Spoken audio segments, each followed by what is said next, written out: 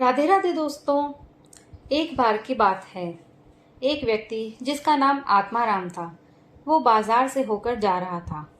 वो बोला, हे नारायण, मैं तुझसे प्रार्थना करता हूँ कि तू मुझे 100 रुपए दे दे, तो मैं उनमें से 10 रुपए तेरे नाम से गरीबों को दे दूंगा, क्योंकि उसके पास तो खाने के लिए भी पैसे नहीं थे। नारायण को उस पर दया आ गई और उन्होंने उसकी प्रार्थना सुन ली। उस व्यक्ति को तुरंत ही पैसे मिल गए, जिसमें से 10 रुपए उसने अपने दूसरे हाथ में रुमाल में बांधकर निकाल कर रख लिए, ताकि जैसे ही उसको कोई गरीब आदमी मिले तो वो उन्हें दे दे। तभी उसके सामने एक अंधा आदमी भीख मांगता हुआ आया। तो जैसा कि उसने अपनी प्रार्थना में कहा था कि उसने उसको 10 रुपए दान में दे दिए। उस अंधे को विश्वास ही नहीं हुआ, तो उसने पूछा, आपने मुझे ये पैसे क्यों दिए? आत्माराम बोला, नारायण ने मुझे अभी अभी 100 रुपए इसी शर्त पर भेजे हैं कि मैं उनमें से 10 रुपए उसके नाम पर किसी गरीब आदमी को दे दूं। अंधा बोला, भगवान आपको सुखी रखे, मेहरबानी करके मुझे अपने सारे पैसे दिखाइए। मैंने अपनी सारी जिंदगी में 100 रुपए कभी एक साथ नहीं देखे, मुझे उन्हें कम से कम महसूस तो करने दीजिए। आत्माराम को इसमें उसकी कोई चालाकी नहीं लगी, तो उसने अपना रुमाल उस भिखारी के हाथ में रख दिया। बेवकूफ आदमी, वो कुछ ज्यादा ही सीधा रहा होगा।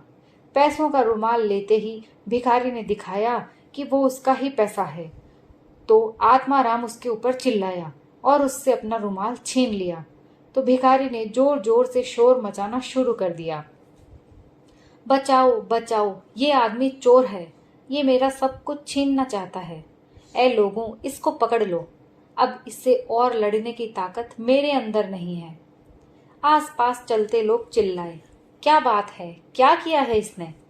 भिखारी बोला, ये मेरे पैसे छीनना चाहता है। देखो, इसके हाथ में मेरे सारे पैसे हैं, 90 रुपए। चाहो तो गिन लो, मैं सच बोल रहा हूँ। लोगों ने आत्माराम को पकड़ लिया और उसके रुमाल के पैसे गिने तो वे वाकई में 90 रुपए ही थे। उन्होंने भिखारी का विश्वास कर लिया और उसका पैसा उसको वापस कर दिया। आत्माराम ने इसका बहुत विरोध किया, पर सब बेकार, लोग उसका विश्वास ही नहीं कर रहे थे। उसने उनको अपनी कहानी भी सुनाई, पर वो भी उनकी कुछ समझ में नहीं आई कि ऐसा कैसे हो सकता है। तो वो अपने घर की तरफ जितने जल्दी हो सकता था चला गया। जब वो घर पहुंचा तो उसने ये किस्सा अपनी पत्नी को बताया। तो उसकी पत्नी ने कहा, तुम भी कितने बेवकूफ थे कि तुमने उस भिखारी को अपने पैसे दिखा दिए। तुमको अभी भी इस अंधे भिखारी की चाल समझ में नहीं आई और तुम यहाँ लौट कर चले आए। जाओ और जाकर उसका पीछा करो और देखो कि वो ये पैसे कहाँ रखता है। आत्माराम तुरंत ही बाजार वापस गया। वहां उसको वो अंधा भिखारी मिल गया। वो धीरे धीरे एक मस्जिद की तरफ जा रहा था। मस्जिद के अंदर पहुंचकर वो वहां एक जगह पर बैठ गया। कुछ देर बाद उसने चारों तरफ देखकर कहा, यहाँ तो कोई नहीं है। फिर भी यकीन करने के लिए कि वहां कोई नहीं था, उसने अपनी डंडी को अपने चारों तरफ मारा और फिर बोला, हाँ, यहाँ कोई नहीं है, ये जगह सुरक्षित है। फिर वो मस्जिद के एक कोने में गया। वहां पहुंचकर उसने फर्श से थोड़ी सी मिट्टी हटाई और आत्माराम से लिए हुए 100 रुपए नीचे रखे एक मिट्टी के बर्तन में रख दिए, जो उसने वहां छिपा रखा था। फिर वो बोला, अल्लाह का लाख लाख शुक्र है, सुबह मेरे पास केवल 1000 रुपए ही थे, पर अब मेरे पास 1100 रुपए हैं। अल्लाह का बहुत बहुत शुक्रिया। जब आत्माराम ने भिखारी के ये शब्द सुने तो वो बहुत खुश हुआ। ये करके भिखारी मस्जिद के बाहर निकल आया। जैसे ही वो मस्जिद के बाहर निकला तो आत्माराम मस्जिद के अंदर गया और वहां से वो मिट्टी का बर्तन निकाला और उसे अपने घर ले आया। जब वो घर पहुंचा तो उसकी पत्नी ने उसकी बहुत तारीफ की और उसको फिर से उस अंधे भिखारी के पीछे पीछे जाने के लिए कहा कि जाओ और देखो कि वो अब आगे क्या करता है। आत्माराम फिर चला गया। अगले दिन सारा दिन वो उस भिखारी के पीछे पीछे घूमता रहा। उस दिन भी शाम को उसने अपने आप को एक मस्जिद में पाया। वो भिखारी उस दिन की तरह से आज भी कुछ पैसे जो उसने उस दिन कमाए थे वहां जमा करने गया था। जब उस अंधे आदमी को उसके पैसे वाला मिट्टी का बर्तन वहां गड़ा हुआ नहीं मिला तो वो बहुत दुखी हुआ। वो बेचारा अपना चेहरा और छाती पीट पीट कर रोने लगा। इस सब से उसने इतना शोर मचाया कि उस मस्जिद का मौलवी उसको देखने पहुंचा कि ये कौन और क्यों रो रहा है। इत्तेफाक से ये मौलवी भी अंधा था और बहुत चालाक था। मौलवी ने भिखारी से पूछा, यहाँ तुम ये क्या कर रहे हो? सबको परेशान कर रहे हो और मस्जिद की जमीन भी खराब कर रहे हो। चले जाओ यहाँ से। तुम हमारे और हमारी मस्जिद के ऊपर पाप चढ़ाने वाले हो। यहाँ से तुम तुरंत चले जाओ, वरना मैं अभी लोगों को बुला लूंगा और तुमको अपने इस व्यवहार पर पछताना पड़ेगा। भिखारी बोला, जनाब, मेरे पास जो कुछ भी था मेरा वो सब डाकू लूट कर ले गए हैं। यहाँ कोई चोर आया और वो मेरा सारा पैसा निकाल कर ले गया। मैं क्या करूं? मौलवी बोला, तुम तो बहुत ही बड़े बेवकूफ हो। ये रोना धोना बंद करो और इस घटना से अपने अच्छे भविष्य के बारे में सबक लो। किसी ने कभी क्या ये सुना भी है कि कोई अपने 1100 रुपए एक मिट्टी के बर्तन में रखकर इस मस्जिद जैसी आम जगह पर रख दे, जहां सारे दिन लोग आते जाते रहते हों? अगर तुमने ऐसा ही किया होता जैसा कि मैंने किया है तो तुम्हारे साथ ये ना हुआ होता। गरीब भिखारी ने पूछा, तुम कैसे करते हो? मौलवी बोला, मेरे पास एक बहुत बड़ी खोखली डंडी है। मैं अपना सारा पैसा उसी डंडी में रखता हूँ और वो डंडी मैं हमेशा अपने पास रखता हूँ। देखो, ये यहाँ है। कहकर उसने अपनी डंडी उसके पैर पर मारी। फिर बोला, जाओ, तुम एक और डंडी ले लो और फिर अपने पैसे के बारे में निश्चिंत हो जाओ। ये सुनकर आत्माराम ने अंधे मौलवी की तरफ इस तरह से ध्यान से देखा जैसे वो उसका पैसा भी ले लेगा। तो उसने एक बड़ी डंडी ली, उसको खोखला किया और उसको मौलवी की डंडी जैसा बना दिया। जैसे ही उसने ये कर लिया और फिर जैसे ही उसको मौका मिला, उसने मौलवी की डंडी से अपनी डंडी बदल ली। मौलवी जब भी प्रार्थना करता था तो अपनी डंडी जमीन पर रख देता था, और क्योंकि वो अपनी प्रार्थना दिन में कई बार करता था, इसलिए आत्माराम को ये मौका ढूंढने में बहुत देर इंतजार नहीं करना पड़ा। आत्माराम की पत्नी ने जब ये सुना और बहुत सारे पैसे देखे तो वो बहुत खुश हुई। उसने अपने पति से कहा, अब तुम फिर जाओ और देखो कि ये मौलवी अब क्या करता है। हो सकता है तुम्हें उसका कुछ और खजाना हाथ लग जाए। आत्माराम ने उसका कहना माना और फिर से उसी मौलवी की तरफ चल दिया। वहां जाकर वो क्या देखता है कि उसके पास एक और मौलवी बैठा हुआ है। इत्तेफाक से ये दूसरा मौलवी भी अंधा था। पहला वाला मौलवी अपने पैसे खो जाने पर दूसरे मौलवी के सामने रो रहा था। तो दूसरे अंधे मौलवी ने उससे कहा, तुम्हारी बेवकूफ़ी के लिए अल्लाह का तुम पर कुफ्र पड़े। अब तुम मेरी बात सुनो कि मैं अपने पैसे का क्या करता हूँ।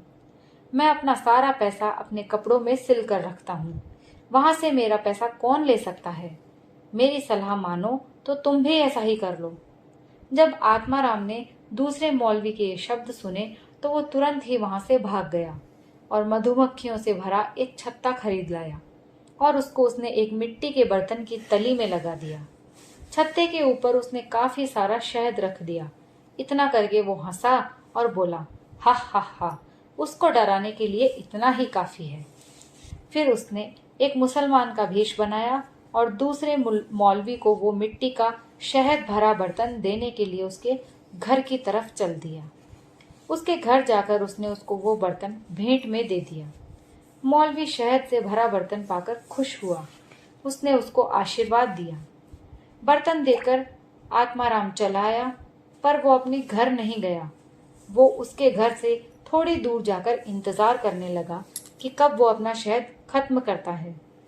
जैसे ही आत्माराम उसके घर से गया, मौलवी ने शहद निकालने के लिए बर्तन में हाथ डाला कि वो उसको बड़े बर्तन में से निकालकर छोटे छोटे बर्तनों में रख दे, क्योंकि वो ये नहीं चाहता था कि कोई दूसरा उसकी इतनी सारी चीज को उसके पास एक ही बार में देख ले। उसने शहद से एक दो छोटे बर्तन भरे ही थे कि अब उसका हाथ शहद की बजाय मधुमक्खियों के छत्ते से जा लगा। मधुमक्खियों को उसका ये बुरा व्यवहार बिल्कुल भी अच्छा नहीं लगा। वे बर्तन में से बाहर उड़ी और उसको चारों तरफ से काटने लगी। वो अपना शरीर पीटता पीटता घर के बाहर की तरफ भागा, पर मधुमक्खियां भी अपने इरादे की पक्की थी। वे भी उसको छोड़ नहीं रही थी। ऐसे समय में कोई भी उसकी सहायता भी नहीं कर पा रहा था। सो उस अंधे मौलवी को अपने कपड़े उतारकर एक तरफ फेंकने ही पड़े और घर के अंदर जाना पड़ा। मधुमक्खियां भी उसके पीछे पीछे भागी। वो बेचारा तो उनके काटने से मर ही जाता अगर उसकी पत्नी एक शहतूत की मोटी सी शाख लिए वहां नहीं आ गई होती और उसने उससे उनको नहीं मार भगाया होता। इस बीच आत्माराम ने मौलवी के कपड़े उठाए और अपने घर भाग गया। उसकी पत्नी उसको देखकर बहुत खुश हुई। वो बोली, हम लोग तो अब बहुत अमीर हो गए हैं, अब हमें अपनी बाकी जिंदगी के लिए कुछ नहीं चाहिए। जैसे ही मौलवी को मधुमक्खियों के काटने से थोड़ा सा होश आया तो उसने देखा कि उसके तो कपड़े ही गायब हैं। ये देखकर उसको बहुत परेशानी हुई। वो तुरंत ही पहले वाले अंधे मौलवी के पास गया और उससे अपना सारा हाल कहा। दोनों ने आपस में मिलकर कुछ सलाह की, सो वे दोनों मिलकर अंधे भिखारी के पास गए और उसे जाकर अपनी कहानियां बताई।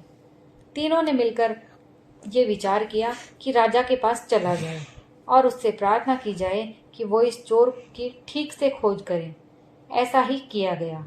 राजा ने उन तीनों की बात ठीक से सुनी और उन तीनों की कहानियों में रुचि लेने लगा। वो खुद भी ये जानने की कोशिश में लग गया कि ऐसा कौन सा आदमी था जिसने इन तीन होशियार और चतुर लोगों को धोखा दिया। उसने सारे शहर में ढिंडोरा पिटवा दिया कि जिसने भी ये सब किया है आकर स्वीकार करे तो राजा उसको माफ भी कर देगा और साथ में उसको अच्छा इनाम भी देगा। ये सुनकर आत्माराम राजा के पास गया और उसको सारी कहानी सुनाई। राजा बोला, शाबाश, पर ये तो बताओ कि ये सब तुमने अकेले किया या फिर किसी और ने भी तुमको इस बारे में सलाह दी। आत्माराम बोला, मेरी पत्नी ने मुझे ये सब करने के लिए उकसाया हुजूर, और मैंने ये सब किया। राजा बोला, बहुत अच्छे। उसने उसको बहुत सारी भेंट दी और फिर उसको वहां से भेज दिया। दोस्तों, कहानी यहीं समाप्त होती है। अगर आपको कहानी पसंद आई हो तो प्लीज़ लाइक और शेयर कीजिए, और अगर आप मेरे चैनल पर नए हैं तो प्लीज़ मेरे चैनल को सब्सक्राइब कर लीजिए। मैं रोज आपके लिए ऐसी ही दिलचस्प कहानियाँ लेकर आती हूँ। कहानी सुनने के लिए आपका बहुत बहुत धन्यवाद।